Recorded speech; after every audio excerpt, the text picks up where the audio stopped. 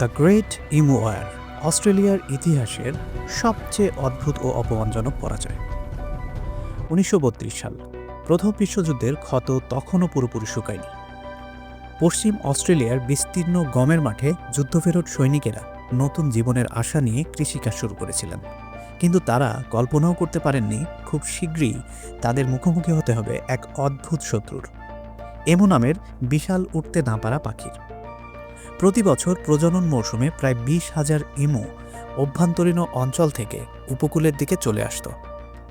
1932 সালে এই বিশাল ঝাঁক গমের ক্ষেতে ঢুকে পড়ে এবং ফসল ধ্বংস করতে শুরু করে।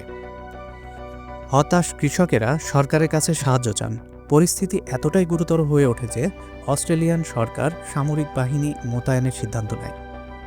ইতিহাসে শুরু হয় এক অদ্ভুত যুদ্ধ, গ্রেট ইমু ওয়ার।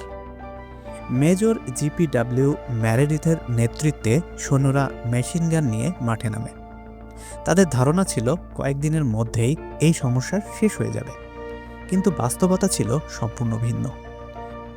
এমুরা ছিল দ্রুতগামী, ছড়িয়ে পড়তে পারদর্শী এবং অবিশ্বাস্যভাবে সহনশীল। সৈন্যরা গুলি চালালেও এমুরা দৌড়ে পালিয়ে যেত, আবার ফিরে আসত। এক পর্যায়ে হাজার হাজার গুলি খরচ করেও মাত্র কয়েকশো এমু মারা যায়।